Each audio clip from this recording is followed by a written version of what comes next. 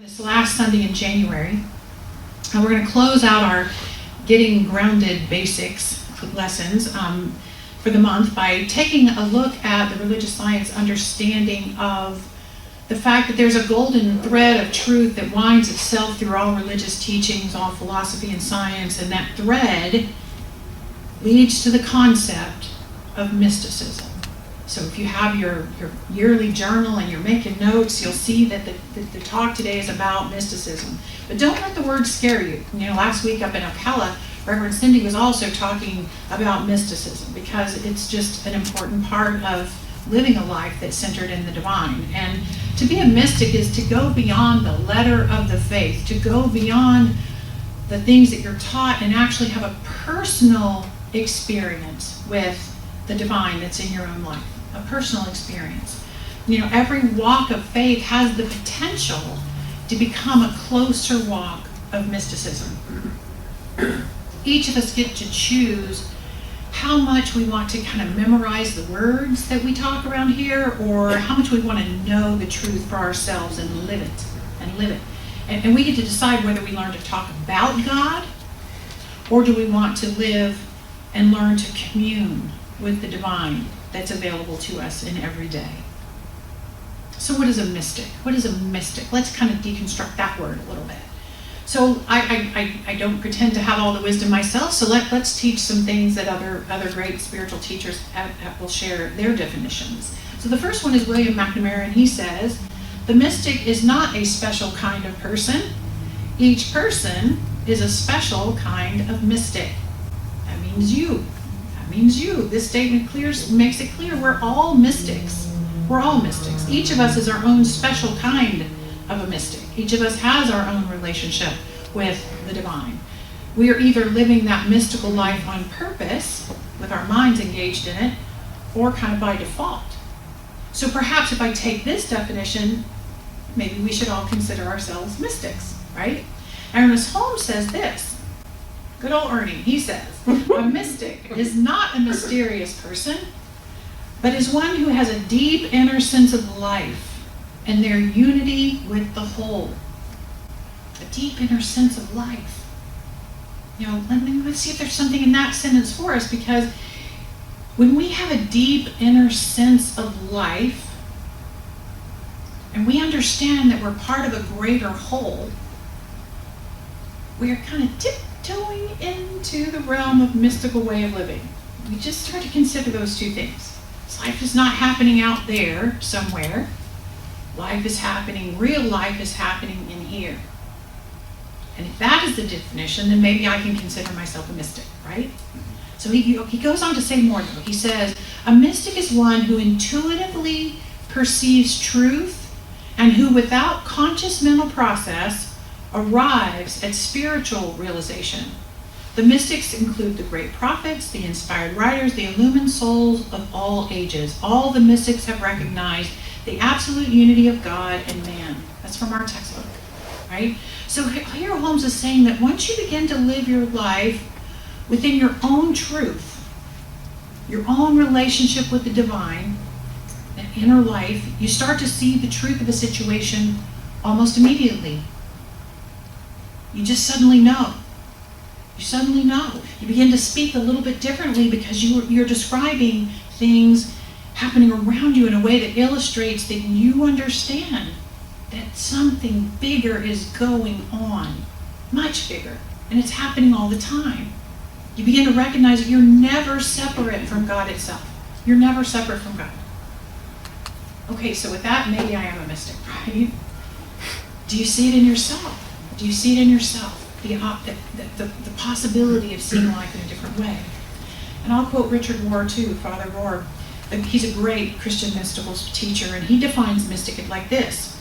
A mystic is simply one who has moved from mere belief or belonging systems to an actual inner experience of God. Now that's interesting. So as I take my understanding of any theology, any belief system or system of belonging, I take it from there into an inner knowing of God. I'm a mystic. So what's a belonging system? That's kind of a weird phrase, a belonging system. In order to belong, in a certain faith system, people usually kind of align themselves to what that faith system believes, right? In order to fit in. You know, we're an affinity group here.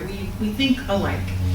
And Rohr is saying that when you move beyond thinking something just because the whole group thinks it, to an actual inner experience of what you're thinking, the truth itself, you've moved into the mystical realm. So don't get me wrong, I think belonging is one of the first steps. You know, hopefully we create here a sense, a way of belonging to the group. And then when we feel like we can belong, we can step into a greater understanding of what is these people are doing. You know, how are they living so happily? You know, what's going on? And moving beyond the belonging to an inner discovery is what's next. It's what's next. We lean into our own personal knowing as a mystic. And then I'll quote a rabbi, Rabbi David Cooper. He wrote a book called God is a Verb, Kabbalah and the Practice of Mystical Judaism. And in that book he writes, we can learn about mysticism or we can practice being mystics. Did I miss that one? Okay, well trust me, he said it. Well, you guys are going, I don't have that quote. Okay. Learning about mystics often offers us a pathway to discover this mystical life for ourselves. Cheryl mentioned I love reading about mystics, I love teaching about mystics, because when we study it, we begin to learn more about ourselves as a mystic. See, the science of mind is a philosophy, it's a faith, it's a teaching, but it's also a practice. This teaching encourages us to actually have a daily practice, a daily way where we consciously court the presence of God. And by doing so, we increase our awareness of what's going on. And that infinite wisdom is everywhere present. We just have to kind of tune into it.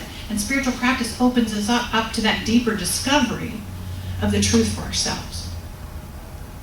We get to learn that we really are spiritual beings having these human experiences that are confusing, but they're still for us, right?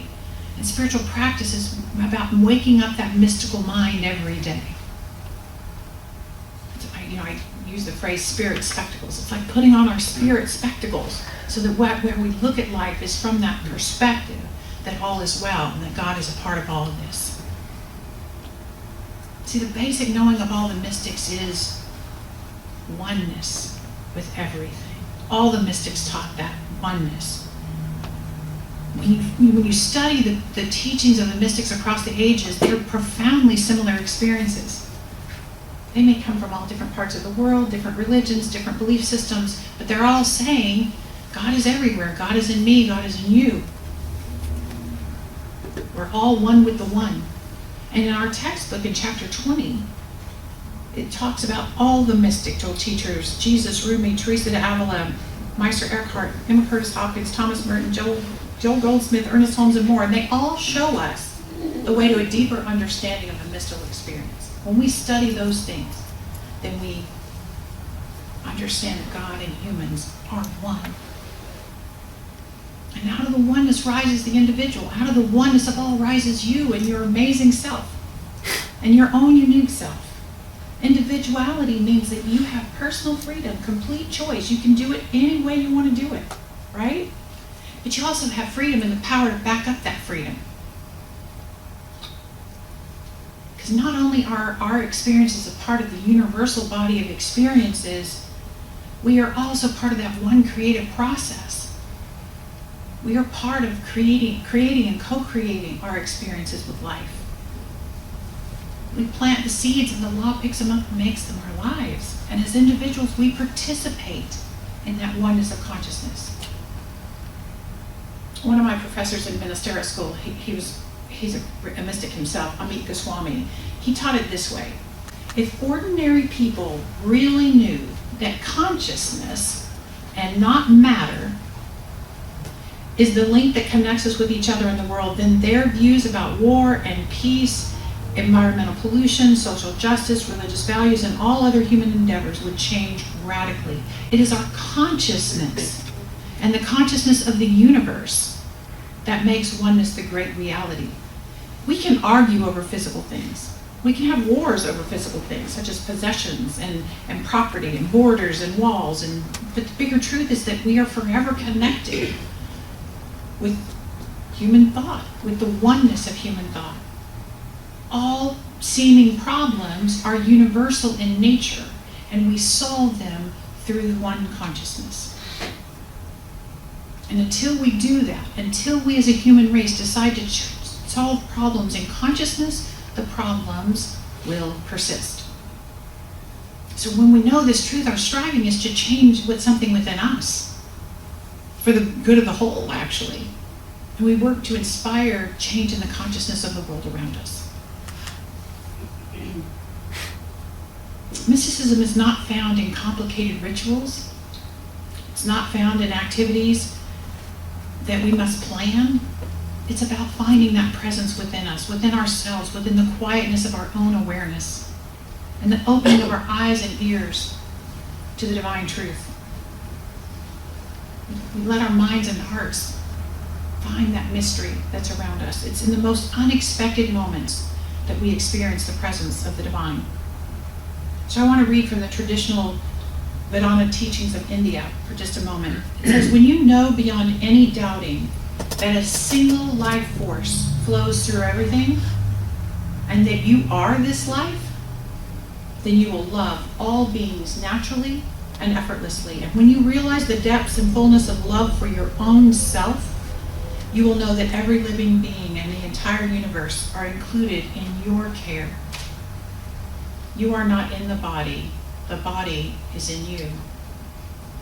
It's Hindu scripture. So take the time to be still, to be alone, and to look within yourself, your own being, to discover the truth of who you are.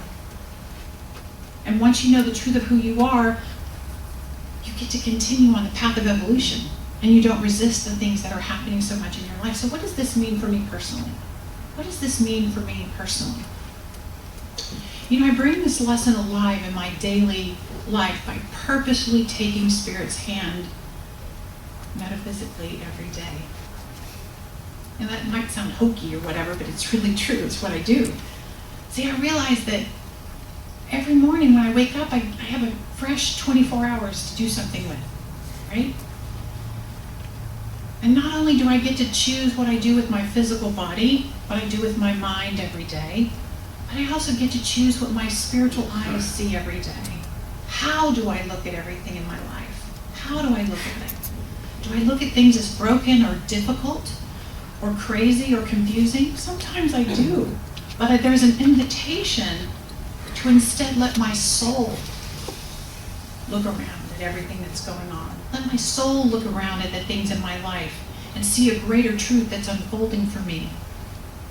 You know, on this past Wednesday night, if you were here, we were talking for a little bit about spiritual practice after the lesson and the music and all that. We just kind of talked. And so we started talking about spiritual practice. And I was telling them that every morning before my feet hit the floor, while I'm still under my cubbies and I'm still in bed, I call, and you know how there's this place of consciousness where you're not quite really awake, but you're kind of awake, but you're not really awake, and you certainly don't want to get out of bed, right? That. I call that my God time. And I just hover in that for as long as my bladder will let me. That's so true, right?